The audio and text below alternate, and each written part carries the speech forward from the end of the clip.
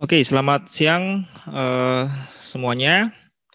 Hari ini kita akan online class sekitar 1 jam ya. Saya akan membahas salah satu contoh yang ada di slide yang sudah di-share ya. Harapan saya sudah ditonton ya video pembelajaran yang sudah di-share. Nah ini silakan disiapkan kertas dan pena. Kita sama-sama akan coba mengerjakan satu contoh yang berkaitan dengan bagaimana menghitung medan magnet ya di suatu titik akibat adanya arus yang mengalir pada suatu kawat. Oke ya. Sudah siap ini? Kita bisa mulai? Tolong bisa chat mungkin kalau sudah ready bilang sudah siap Pak gitu. Biar saya bisa tahu. Oke. Silakan kalian menggambar ya. Menggambar gambar yang kelihatan di layar komputer kalian. Jadi ceritanya di sini kita memiliki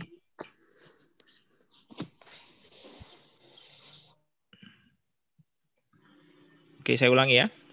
Jadi di sini ceritanya kita memiliki suatu kawat ya yang warna merah ini. Kawatnya itu berbentuk lingkaran ya, diletakkan di bidang XY ya, dia mendatar seperti ini. Kemudian pada kawat tersebut mengalir arus listrik ya, arus listrik DC ya. Kita sebut namanya I ya di sini. Nah, kemudian pada tengah-tengah si kawat ini itu adalah sumbu Z-nya ya. Jadi dia sumbu Z ini tegak lurus terhadap bidang yang dibentuk oleh loop kawat ini. Nah, kita diminta untuk menghitung berapakah ya di sini ya. Saya tulis berapakah intensitas medan ya. Intensitas medan magnet ya. Dalam hal ini adalah kita sebut namanya H ya di sepanjang sumbu Z ya akibat loop berarus listrik. Oke ya. Nah, kalau ada kawat yang berarus listrik, maka di sekitar kawat tersebut itu akan timbul medan listrik. Medan magnet. Nah, bagaimana cara menghitung medan magnet? Pada video yang sebelumnya yang sudah di-upload ya di CIS, itu ada 2 cara. Yang pertama kita menggunakan hukum Biot-Savart ya. Nah, ini saya ingatkan kembali, Biot-Savart itu menyatakan bahwa intensitas medan magnet pada suatu titik akibat dari suatu kawat berarus listrik itu dapat dinyatakan sebagai integral ya I ya dl cross AR topi ya per 4VR kuadrat. Nah, di sini saya kasih catatan untuk mengingatkan ya bahwa jadi kalau misalkan ini adalah kawatnya seperti ini bentuknya ya. Ini kawatnya. Kemudian ada arus listriknya di sini. Nah, kita sebut namanya I ya, arus listriknya I. Kemudian kita mencari berapa medan magnet di titik sini misalkan di titik P ya. Nah, maka kalau menurut Biot-Savart itu caranya adalah kita tinjau ya, kita tinjau DL di sini ya. DL itu adalah elemen kawat ya. Jadi kalau di gambar ini ini kan kawatnya panjang ya. Nah, kita ambil potongan kawat sepanjang ini kita sebut namanya adalah DL ya.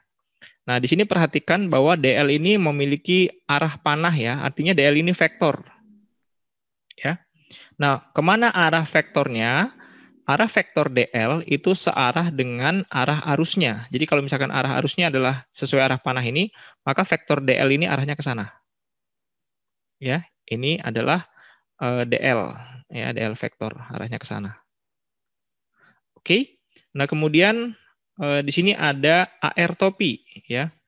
AR topi ini adalah vektor satuan yang menunjukkan arah dari elemen yang kita tinjau ke titik yang ingin dicari medan magnetnya. Jadi kalau ini elemennya yang di sini ya, kemudian ini titik yang ditinjau, maka kita ambil garis lurus.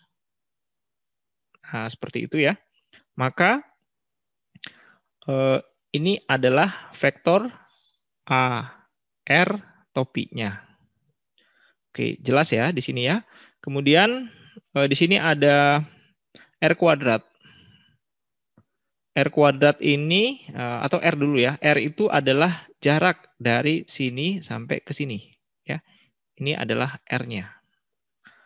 Oke, sampai sini apakah ada pertanyaan? Oke, kalau nggak ada, ini review tentang hukum Biot-Savart. Nah, kemudian cara yang kedua, untuk menghitung medan magnet akibat kawat berarus listrik, itu kita gunakan hukum Ampere ya. Ini masih ingat juga ya, di fisika dasar juga udah kita singgung. Nah, hukum Ampere ini menyatakan integral ya, integral tertutup dari H dot dl ya, atau ds itu sama dengan I. Jadi integral medan, ya, medan magnet pada suatu lintasan tertutup. Nah, dl ini di sini adalah lintasan tertutup ya, lintasan tertutup ampere. Jadi saya sebut sini lintasan ampere. Nanti kita lihat di contoh soal ya. Ini adalah I enclose ya, atau I in ya. Jadi arus di dalam lintasan ampere. Nah, kemudian apa atau kapan ya? Kapan kita menggunakan Biot-Savart? Kapan kita menggunakan ampere? Nah, ini bergantung dari kasus yang ditinjau. Ketika kita ketika kita meninjau kasus yang ini kan geometrinya agak kompleks ya. Di sini ini loopnya, sementara kita diminta untuk mencari medan di sini. Jadi kalau misalkan bentuknya itu umum ya, umum dan agak kompleks, itu pakai Biot-Savart. Nah, tapi kalau misalkan bentuknya itu sederhana, itu pakai hukum Ampere. Nah, di sini yang di soal ini itu kita akan mengerjakan dengan hukum Biot-Savart ya. Oke. Nah, sekarang kita mulai di sini ya. Kan di sini kita diminta untuk mencari intensitas medan magnet ya di sepanjang sumbu Z ya, sepanjang sumbu Z. Berarti di semua ini berapa sih medan magnetnya? Di titik sini, titik sini, titik sini, dan semuanya lah. Pokoknya di sepanjang sumbu Z. Oke, solusinya kita memutuskan kita mengerjakan ini menggunakan hukum Biot-Savart saja ya, biar lebih aman. Maka saya tulis hukum Biot-Savart H sama dengan ya, ini saya tulis ulang aja. Integral I dl ya cross A R topi per 4V R kuadrat. Oke. Sama seperti penjelasan saya yang tadi, kita harus mendefinisikan masing-masing variabel. Ya, dl. Yang pertama kita cari dl itu apa? Nah, sekarang kita tinjau kawat yang ada di sini ya, potongan kawat. Nah, potongan kawat ini kita sebut namanya adalah dl. Ya. Nah, berapa besar dl ini? Ya, ini kan vektor ya. Berapa besarnya? Nah, kita lihat ini kan suatu suatu kawat ya. Kawat yang melingkar. Berarti ini kan kalau mau diketahui panjang totalnya berarti kan keliling lingkaran ya. Jadi kalau misalkan saya punya keliling lingkaran, ini lingkaran ya. Nah, dengan jari-jari misalkan saya sebut namanya R gitu ya. Maka keliling lingkaran itu kan saya tulis gini, keliling lingkaran kan sama dengan 2V kali dengan R gitu ya. Nah, 2V itu adalah sudut ya, sudut penuhnya. Sudut penuh untuk satu keliling lingkaran ya, 2V ya, atau 360 derajat. Nah, kalau misalkan keliling lingkaran saya nyatakan sebagai L ya. Kemudian jari-jarinya di sini adalah, kalau kita sesuaikan ini adalah A ya. Maka kalau saya ambil potongan kecil dari keliling lingkaran, berarti kan adalah DL kita sebutnya ya. Tadi L itu adalah keliling total, sebagian keliling ya, sebagian keliling lingkaran yang kecil itu namanya DL. Nah, berarti kan di sini yang berubah tuh sudutnya ya, sudutnya berubah sedikit kecil. Nah, ini saya sebut sebagai depsi kali dengan A, ya. Maka kalau gitu kita bisa nyatakan DL sama dengan depsi kalikan dengan A. Oke ya. Nah, di sini DL itu punya vektor. Nah, kita ambil, misalkan kita ambil di sini koordinat silinder, ya. Koordinat silinder berarti yang memutar ini kan arahnya kita sebut sebagai absitopi ya. Makanya di sini kalau misalkan ini dinyatakan dalam bentuk vektor, ya begini ya, maka saya tulis A depsi. Nah, arahnya DL itu searah dengan A psi topi. Oke ya. Jadi di sini kita tentukan dulu ya, tentukan masing-masing variabel. Ya, tadi kita sudah dapat DL ya, itu sama dengan A depsi ya, A psi topi. Oke, sampai sini apakah ada pertanyaan?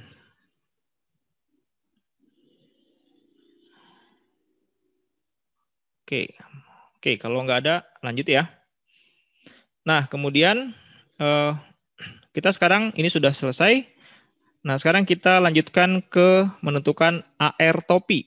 Ya, di sini ya, AR topi. Nah, AR topi kalau pada gambar ini, ya, ini kan elemen DL, ya, elemen DL. Kemudian titik yang dituju, misalkan kita ambil di sini ya, ini sebagai sampelnya kita ambil, maka arah AR itu adalah dari elemen ke titik yang dituju. Nah, makanya yang ini ya, nah yang ini atau yang ini sama aja ya, AR topi. Nah, AR topi ini kan vektor satuan. Nah, ingat kembali suatu vektor satuan ya, AR topi ya, vektor satuan itu didefinisikan sebagai vektor tersebut ya dibagi dengan besarnya vektor. Panjang vektornya. Ya, besar vektornya. Nah, sekarang pada gambar ini berapa vektor A? Vektor A nih. Ini kalau ini kan segitiga ya, segitiga, maka saya gambar di sini ada segitiga. Nah, begini ya segitiganya ya. Nah, terus yang bagian yang ini itu adalah yang bagian ini itu adalah si AR vektor gitu ya. Nah, berarti kan vektor AR ini merupakan penjumlahan gitu ya, penjumlahan dari vektor yang ke sini gitu ya, plus jumlahkan vektor yang ke sini. Gitu kan ya? Nah, sekarang kita lihat berapa vektor yang arahnya ke sini. Nah, ini berarti kan di gambar kita lihat ini vektor yang ke sini ya. Nah, ini kan besarnya A ya, besarnya A, tapi arahnya masuk ke dalam ya. Kalau keluar itu kan rotopi ya, arotopi. Nah, berarti kalau masuk ke dalam berarti ini adalah Minus minus arotopi. A arotopi. Arotopi. Oke. Sip. Kemudian yang ke atas besarnya adalah Z0. ya, besarnya Z0, arahnya Z topi. Z topi. AZ topi ya. Oke, maka kalau gitu bisa kita tulis vektor AR itu sama dengan minus A arotopi gitu ya, Ditambah plus Z0 AZ topi. Oke, sip. Nah, kemudian besarnya AR. Nah, besarnya AR berarti kan tinggal kita kuadratkan aja ya. Akar dari ini minus kan AP kuadrat. ya, minus A dikuadratkan berarti kan A ya. Ini Z0 berarti akar dari A kuadrat tambah Z0 kuadrat. Oke ya. Ini besarnya AR itu sama dengan R ya di sini ya, sama dengan R.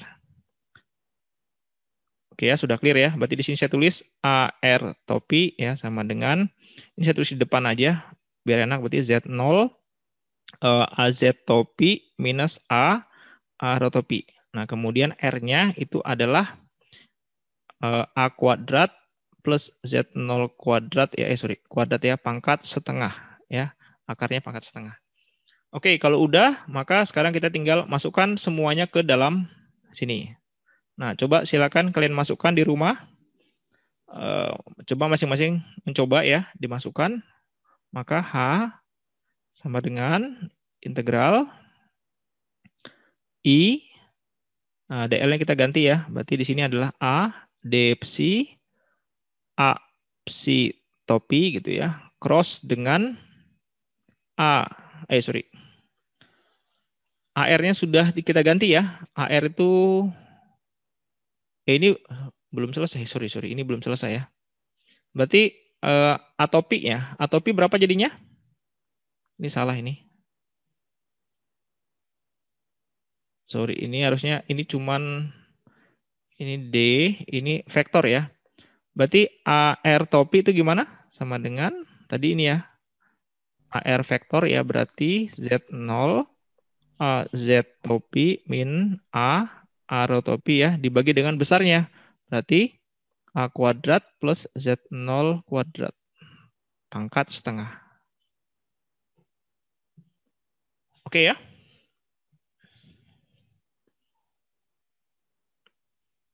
Nah ini saya tulis dulu aja begini. Biar nggak bingung. Yang ini saya tulis dulu ya. I kalikan DL vektor ya. Berarti hasilnya ini. Kemudian saya bagi dengan 4V dulu ya. R kuadrat. Nah ini kan A kuadrat plus Z0 kuadrat. Pangkat setengah kalikan kuadrat berarti kan tinggal ini aja ya. Berarti kita tulis A kuadrat plus Z0 kuadrat ya. Pangkat 1 ya. Dikrosskan dengan AR topi. Nah AR topinya yang ini ya. Berarti Z0 A Z topi min A rho topi gitu ya. Per A kuadrat plus Z0 kuadrat pangkat setengah. Oke. Nah ini kan kita punya perkalian ya. Kita punya perkalian, maka kalau perkalian tinggal kalikan aja ya. Atas kalikan, bawahnya kalikan. Ini kita punya pangkat 1 dikalikan dengan pangkat setengah. Berarti kan dijumlahkan ya. 1 tambah setengah berarti 3/2. Ya, maka di sini integral 4V ya. A kuadrat tambah Z0 kuadrat pangkat 3/2. Oke. Kemudian ininya kita kalikan ya. Ini berarti saya tulis begini aja deh. I, A, D psi ya. Nggak apa-apa lah saya tulis lagi. Cross gitu ya. Z0, A, Z topi minus A, rho topi. Nah, gitu. Sampai sini apakah ada pertanyaan? Belum ada? Oke. Nah, ini lihat di sini saat kita melakukan integrasi, di sini variabel yang berubah itu kan D psi ya di sini ya, D psi. Kalau lihat di gambar ya, nah ini kita menentukan batas integral. Kita lihat di gambar, psi itu adalah sudut ya dari sini ke sini. Ya, itu adalah psi. Nah, kalau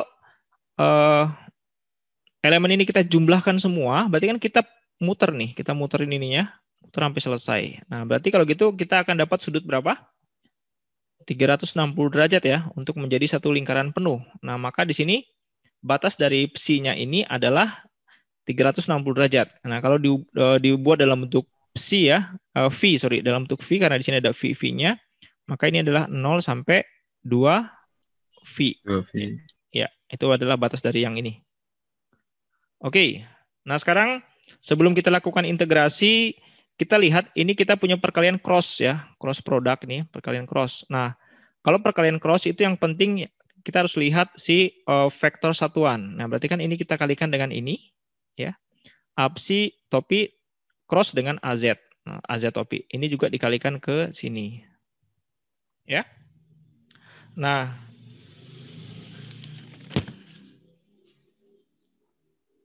oke. Nah, kemudian A psi dikalikan dengan AZ apa ya? AP. Arrow ya. Arrow, Pakai Pak. iya arrow ya. Jadi kita pakai gini aja. A psi topi ini A Z topi ya. Ini cara ngingetnya pakai gini Maaf, aja. Pak. Yuk, Maaf, Pak. silakan. Bukannya pakai determinan operator cross, Pak? Bisa aja, bisa. Tapi kan kalau determinan itu kalau lengkap ya. Misalkan kamu punya vektor A gitu ya, dikalikan dengan vektor B. Nah, misalkan vektor A-nya itu 2AX topi plus 4 AY topi plus misalkan 3 AZ topi gitu. Kemudian B-nya itu sama juga lah kayak gini kira-kira ya. AX topi minus 2 AY topi gitu plus 3 AZ topi. Nah, kalau misalkan seperti ini ya bagusnya ya kita buat determinan. Betul. Ya, ini AX, AY gitu ya. AZ. Nanti di sini adalah 2 4, 3, yang ini 1, min 2, 3. Betul. Boleh dikalikan seperti itu.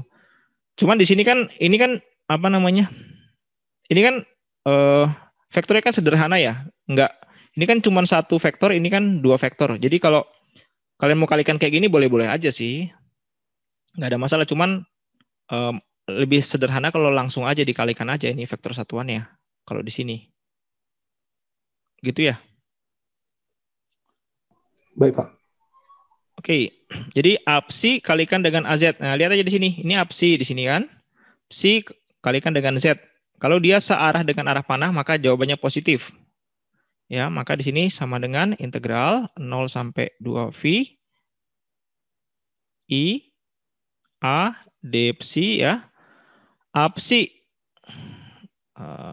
A psi cross dengan AZ. A psi cross AZ adalah arrow ya. Berarti Z0 arrow topi. Oke. Min APSI kalikan dengan arrow. APSI kita di sini kalikan dengan arrow. Berarti kan berlawanan ya, berlawanan arah berarti berlawan tanda. Maka jawabannya adalah minus A kalikan dengan Z.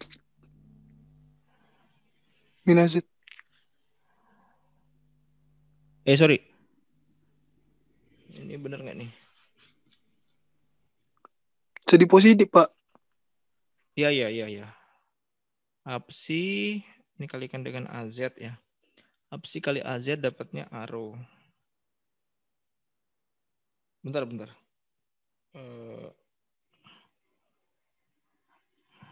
Ini jadi jawabannya berapa nih? APSI kali arrow AZ ya. Sorry. Ini adalah A, ada A-nya, kemudian ini AZ topi. Topi. Gitu ya. Iya, Pak. Oke, kemudian ini 4V A kuadrat plus Z0 kuadrat pangkat 3/2. Oke.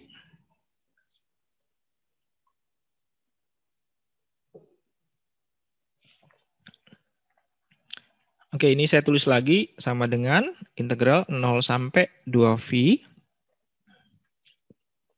I A D psi Z0 arrow topi gitu ya, plus A AZ topi. Nah, dibagi dengan ini 4V A kuadrat plus Z0 kuadrat pangkat 3/2. Oke. Sampai sini diapakan lagi ya? Konstantanya keluarkan aja, Pak. Konstanta keluarin. Mana aja yang konstanta? 4, Pak. Pak, Ini semua konstanta ya. Ini integralnya terhadap siapa? Theta. Oh, psi. Iya, Depsi. Ini ada yang Oh, ada konstanta, psi-psinya Pak. nggak yang lain? Nggak ada ya? Nggak ada, Pak. Ya nggak ada. Berarti ini semua konstanta kecuali ini yang hijau ini. Nah sekarang Dikali 2V aja. ya sebelum kita integralkan si Depsi-nya ini langsung dapat 2V. Nah kita lihat dulu di sini ya. Ini kita punya komponen arah arrow dan komponen arah AZ ya. Komponen apa? Komponen H-nya atau intensitas medan magnet. Nah, saya ingin kalian lihat ke gambar. Nah, saya ambil dulu gambarnya ya. Ini saya bawa ke bawah.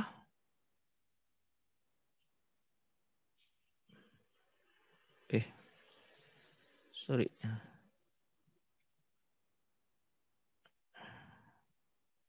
Nah, ini dia.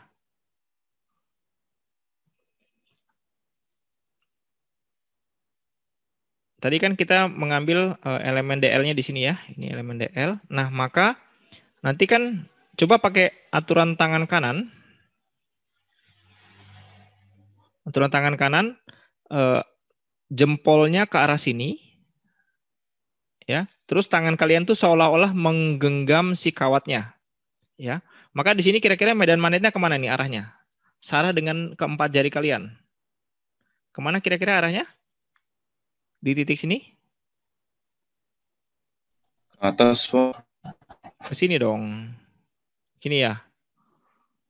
Ya, jadi kalau misalkan ini saya bilang ini adalah bagian 1, maka ini adalah DH1.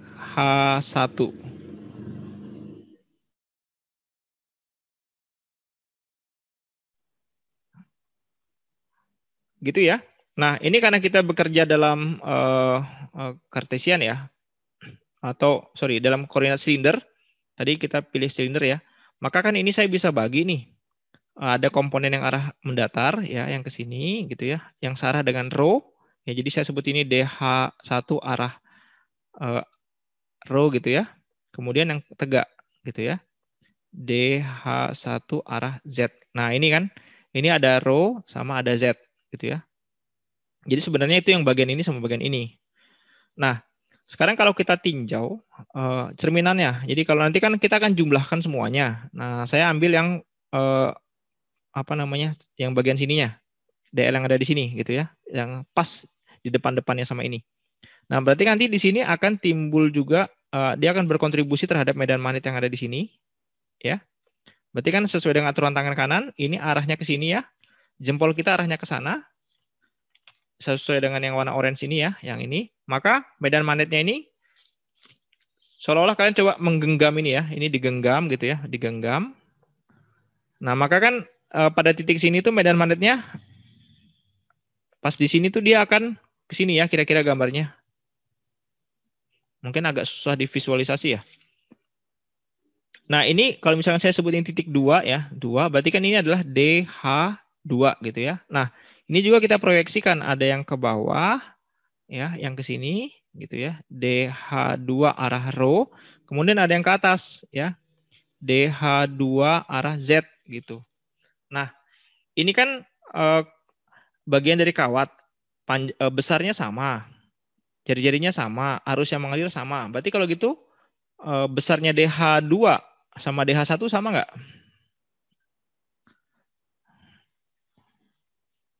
Besarnya akan sama ya, tapi arahnya berlawanan. Nah, karena arahnya berlawanan maka ini akan saling menghilangkan nanti sama dengan 0. Artinya pada persamaan kita di sini yang bagian yang ada rho-nya ini itu akan sama dengan nilainya 0.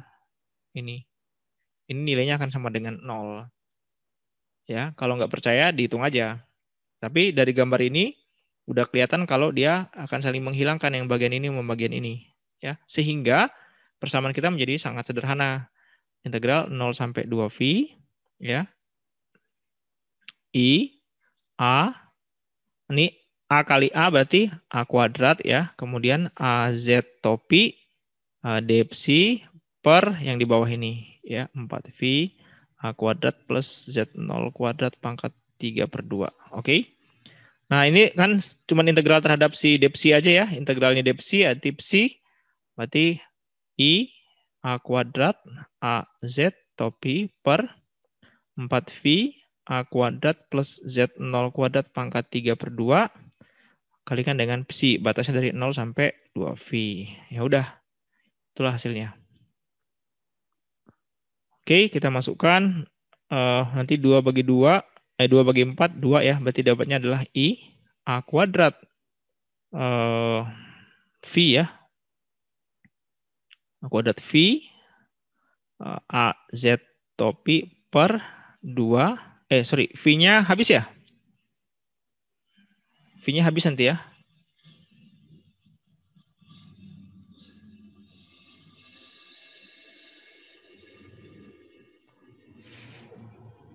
V-nya habis 2 A kuadrat tambah Z0 kuadrat pangkat 3/2.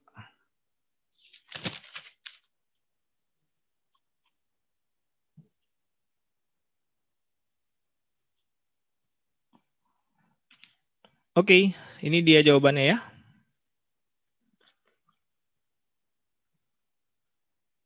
Ya, sampai sini apakah ada pertanyaan?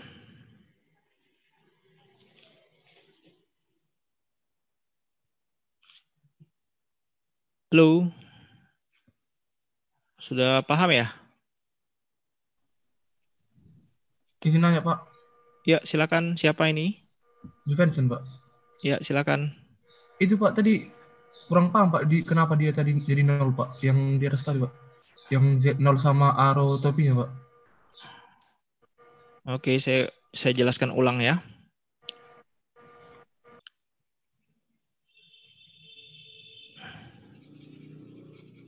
Oke, saya jelaskan ulang. Tolong dilihat baik-baik. Tadi kan konsepnya biosafar itu kita tinjau elemen kawat di sini ya, yang namanya adalah DL. Kita tinjau bagaimana kontribusi elemen kawat yang kecil ini terhadap medan magnet yang ada di sini. Sampai sini paham, Juvensen? Paham Pak. Oke. Nah, pertanyaannya kemana arah medan magnet yang ada di Z0? Nah, kita pakai aturan tangan kanan. Nah, arah DL itu searah dengan arah arus. Berarti kan arahnya ke sana. Ini ya, saya gambarin ini arahnya. Ini adalah arah DL. Nah, kemana arah medan magnet yang ada di sini akibat DL yang ada di sini ya. Misalkan ini saya ambil namanya elemen kawat 1 ya. Nanti di sini adalah DH1. Nah, coba ambil tangan kanannya. Ambil tangan kanannya, diarahkan jempolnya itu searah dengan DL. Berarti kan jempolmu akan ke sini ya. Ini tanganmu. Ini jempolnya akan ke sini. Oke? Nah, berarti kan sisa jarinya yang keempat jari kan akan begini. Gitu ya. Nah, keempat jari itu menggambarkan arah dari medan magnet yang ada di sini. Nah, kemana arahnya? Dia tuh tegak lurus terhadap si garis yang ini nih. Ya, tegak lurus. Jadi kalau misalkan kita ambil tegak lurusnya, maka dia akan ke sini. Ya, ini tegak lurus nih. Gitu. Ini karena elemen 1, maka saya sebut sebagai DH1 ya. Artinya medan magnet akibat kawat 1. Sampai sini bisa diikuti, Juvensen? Bisa Pak. Oke. Nah, kemudian karena tadi kita memilih kerangka kerja dari sistem koordinatnya adalah sistem koordinat silinder, nah maka DH ini bisa kita proyeksikan ke sumbu Z. Nah, dapatnya ini ya.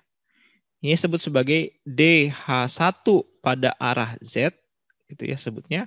Kemudian saya proyeksikan mendatar. Nah, ini. Inilah DH1 pada arah rho ya, arrow topi gitu ya. Ini harusnya AZ topi kalau gitu. AZ topi. Oke, sampai sini bisa dipahami? Bisa Pak. Oke. Ini tadi apa ya? Z, Pak. Z0 arrow gitu ya. Oke. Nah, terus nanti kan kita akan melakukan integrasi ya. Melakukan integrasi, kita akan menjumlahkan elemen yang ada di sini, kita jumlahkan keliling-keliling, jumlahnya sedikit, tambahin lagi sedikit, tambahin lagi sedikit, tambahin lagi sedikit, tambah lagi sedikit gitu kan. Kita jumlahin sampai dia muter semuanya. Nah, nanti kan akan ketemu sama tetangga di paling ujungnya. Nah, yang ada di sini ya. Tetangga yang ini loh, yang ujungnya depannya ini. Nah, ini kan saya sebut sebagai titik 1. Nah, sekarang ini saya sebut sebagai titik 2 ya, tetangga jauhnya yang simetris sama dia. Nah, pada di sini ya, itu kan arah arusnya ke sana. Ya, ini saya sebut sebagai DL2 ya, yang ini.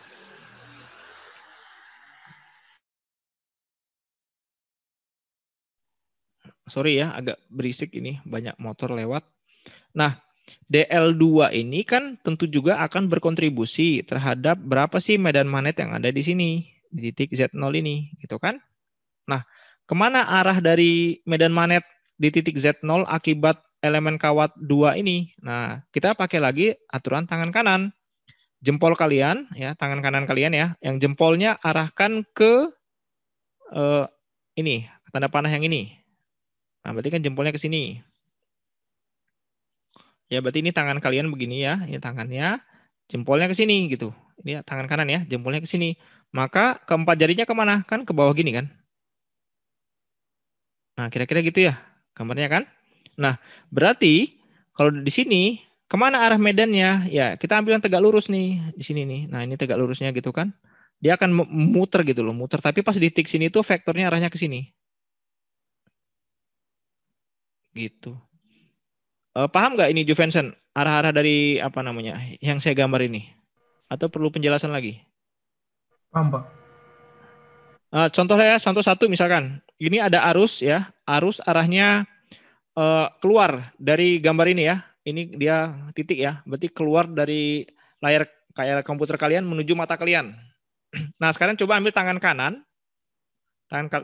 kemudian jempolnya arahkan jempolnya searah dengan titik ini. Berarti kan ini tangan kalian ya, jempolnya di sini, kemudian keempat jarinya kan akan begini toh. Ini jempol ya. Keempat jari kan akan begitu. Nah, berarti ini misalkan kawatnya, maka di sekitarnya itu akan timbul medan magnet gitu kan ya. Nah, pada titik yang di sini, kemana arahnya? Ya ini kita ambil garis tegak lurus di sini ya, garis lurus. Nah, dia kan akan ke sini arahnya di sini. Ini haknya akan ke sana. Ya, di titik 1. Misalkan sekarang di sini. Misalkan di titik 2. Kalau titik 2 gimana? Ya sama aja, dia akan ke sini. Nah, ini selalu tegak lurus. Makanya di sini kita ambil juga yang tegak lurus gitu.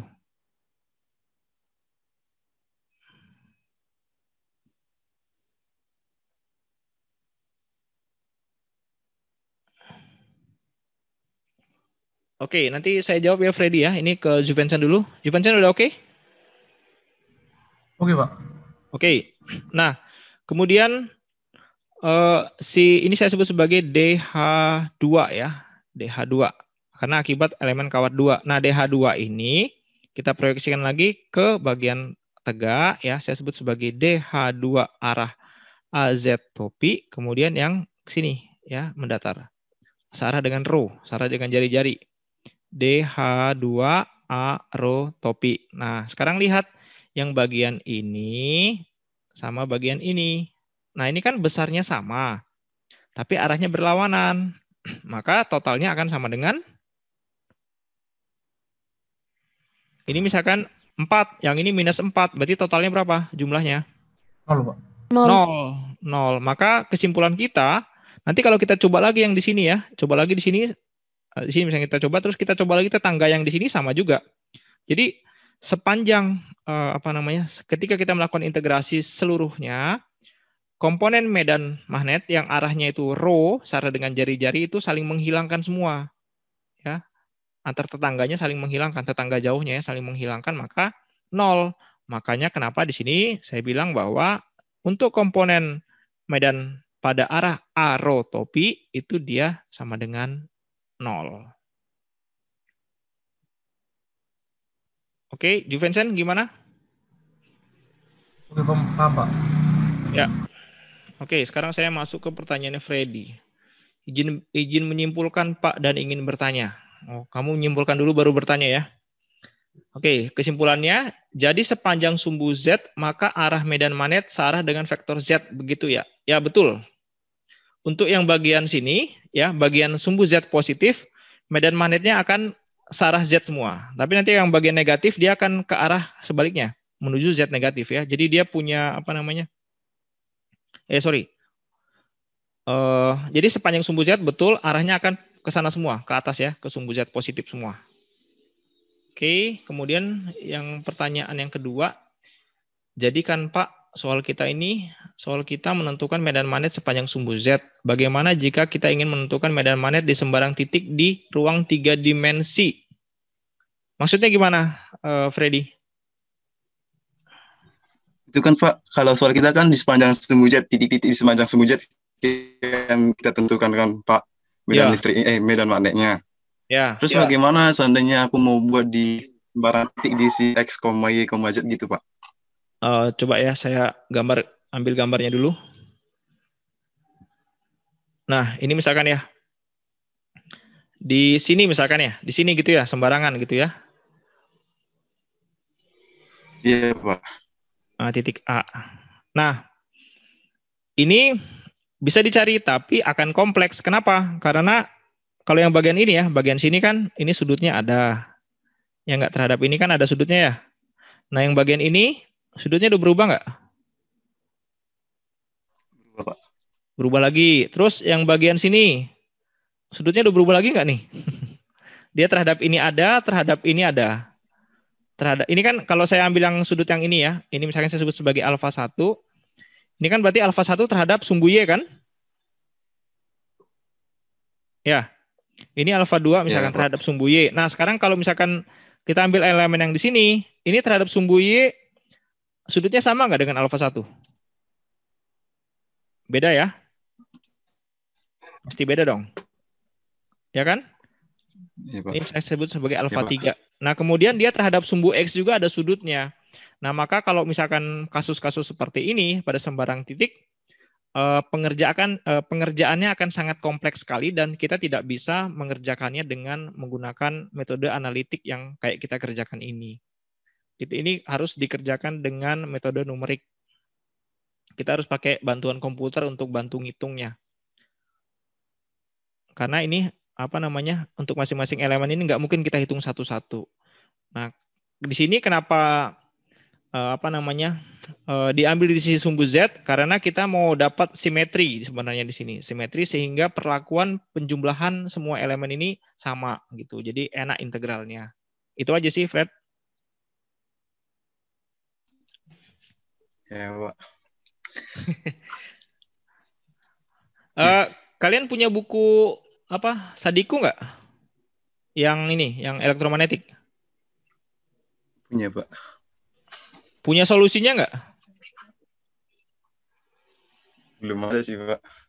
Nggak Ah, ada. Bingung. ya, Yang kimia kebanyakan banget. yang apa, sorry?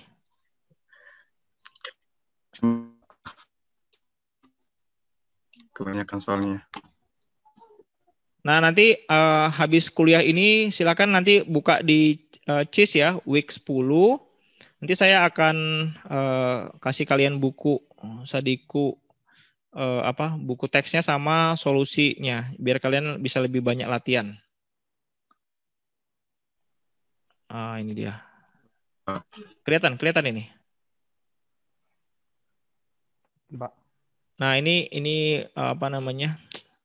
buku Sadiku ya. Ini buku teksnya, ini ada solutionnya untuk setiap soal-soal yang ada. Jadi kalian boleh banyak latihan lagi lah dari sini.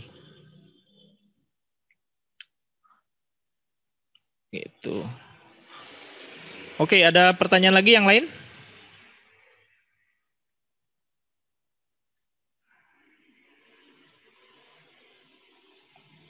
Halo, ada pertanyaan kah? Saya Pak, izin bertanya Pak. Albert, silakan Albert. Seperti pada soal tadi Pak, medan magnet yang dihasilkan itu dalam kehidupan nyata gunanya untuk apa Pak? Medan magnet gunanya Salah untuk satu apa?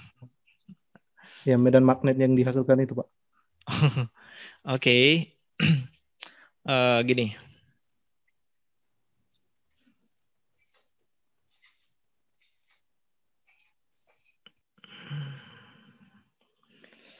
Nanti di pertemuan terakhir di kuliah kita ini kita akan bahas mengenai persamaan Maxwell ya yang digunakan untuk menganalisis gelombang elektromagnetik.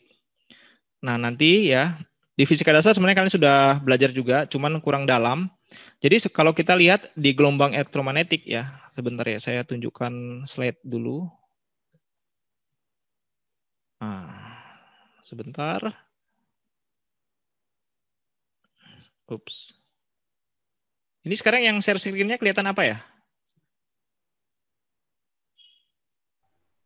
Gambar terakhir, Pak. Gambar Okay. untuk magnet itu, Pak.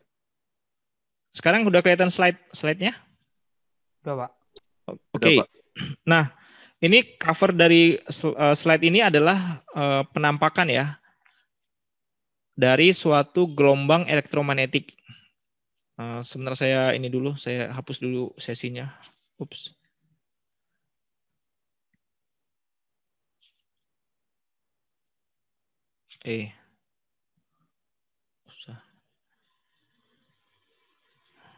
Oke, bentar.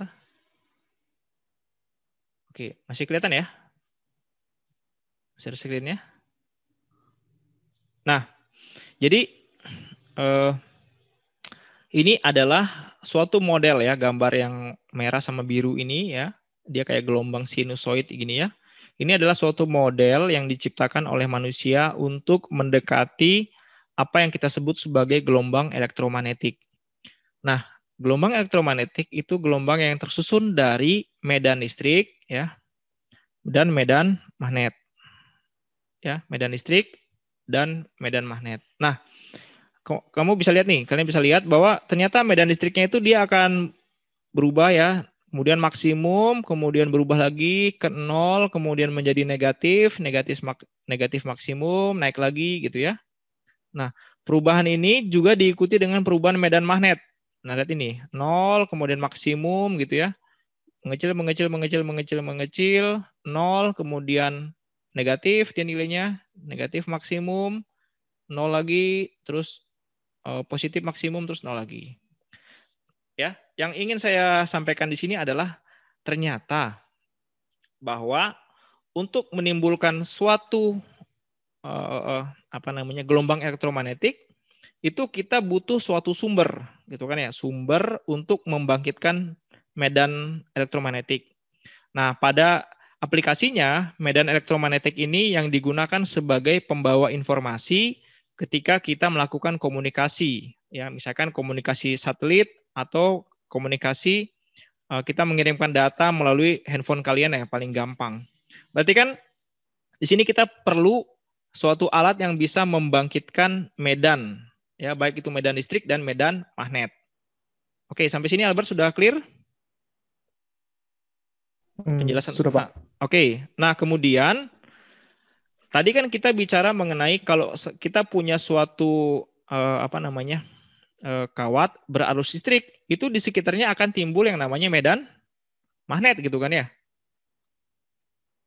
Gitu ya, medan magnet H ya, intensitas medan magnet. Nah, kalau arusnya diperbesar, maka medan magnetnya akan makin besar. Tapi di sini kan medan magnetnya stabil ya, makanya kuliah kita ini namanya steady state magnetic field ya.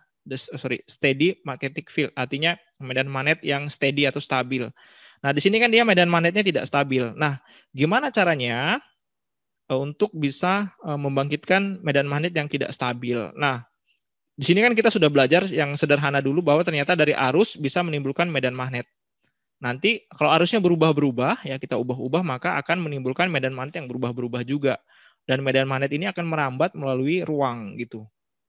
Jadi pada sistem komunikasi, engineer untuk membuat suatu antena itu harus paham betul bagaimana menghitung medan magnet akibat adanya suatu antena yang dialiri oleh arus listrik. Gitu Albert. Baik Pak, terima kasih Pak. Yuk. Nah, ini ada chat Freddy. Ini Freddy banyak nanya nih. Izin bertanya Pak. Di gambar ada medan magnet Pak. Berarti di udara kita ada arus listrik juga Pak untuk menjalankan gelombang. Oh, enggak gitu Albert. Jadi di sini kita punya suatu sumber ya di sini. Nah, sumber penghasil medan magnet. Ya, misalkan sumber penghasil medan magnet ini yang kita sebut sebagai antena. Ya. Nah, antenanya ya ada di sini aja gitu. Antenanya ada di sini. Kemudian arus listriknya di mana dialirkan? Dialirkannya di antena.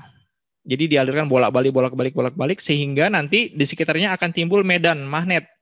Nah, medan magnet ini yang akan merambat ya, karena dia kan gelombang. Gelombang itu kan akan merambat ya ke segala arah. Nah, makanya apakah di udara ada listrik? Bukan di udara yang ada listrik ya. Di udara atau di luar angkasa itu ada gelombang elektromagnetiknya. Listriknya ada nggak? Ya kalau ada petir baru ada listrik ya. Kalau nggak ada petir ya nggak ada listrik. Tapi listriknya kalau dalam hal ini ada di antenanya aja. Gitu, Fred? Baik, Pak. Nah, nanti kalau kalian tertarik, sekarang kan lagi ngetren ya, di Cina mereka sudah berhasil membuat teknologi 5G ya. Teknologi 5G itu diklaim kecepatan datanya bisa sampai 100 kali ya, kalau nggak salah ya. 100 kali lipat dibandingkan dengan teknologi 4G. Jadi kalau misalkan kalian download film Korea, itu misalkan untuk satu episode butuh waktu setengah jam gitu. Ya ini di per 10-nya gitu. Berarti berapa menit itu? 30 menit bagi 10. 3 menit ya. 3 menit berarti udah selesai download download film Korea tersebut. Nah, itu adalah pengembangan dari teknologi kan 5G ya. Intinya sebenarnya gelombang elektromagnetik aja, tapi gelombang elektromagnetik ini yang dimodifikasi, antenanya harus bagus, receiver-nya juga harus bagus, sehingga nanti bisa menghasilkan gelombang elektromagnetik yang bisa diberikan data yang lebih banyak lagi. Nah, kira-kira gitu. Jadi kalau nanti ada yang mau ngambil S2 atau S3 di bidang komunikasi, nanti isinya itu kuliahnya banyakan tentang elektromagnetik, tapi lebih dalam lagi lah. Yang kita pelajari masih kulit-kulitnya lah. Tapi ini dasar untuk pengembangan selanjutnya. Oke, ada lagi pertanyaan yang lain mungkin? Saya mau nanya dulu. UTS kalian nilainya bagus-bagus ya? Tumben sekali ini, ada apa ya? Albert, halo Albert. Ya, Pak. Nilainya bagus ya UTS ya? Bagus, Pak. Apa rahasianya? Tapi kan Pak, sebelum UTS kan ada di Bapak kuis. Ya dari situ referensinya Pak, ngerjain soal juga. Apalagi? Sama dari bahas-bahas buku dari Sadiku, Pak.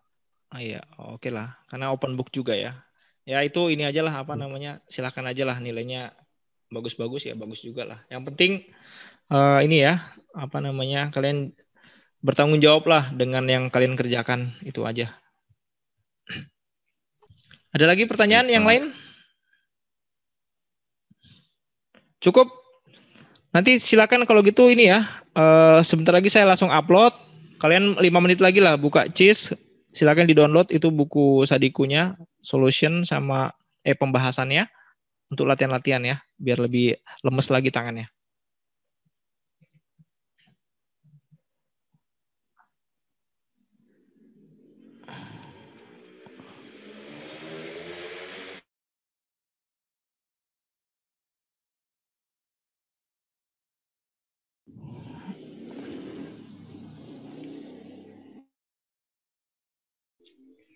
Oke, kalau gitu ini sudah 1 jam.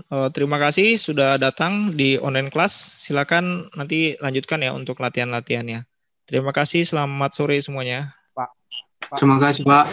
Sore, Pak. Marbun. Sore, Pak. Terima kasih, Pak. Selamat sore, Pak. Terima kasih, Pak.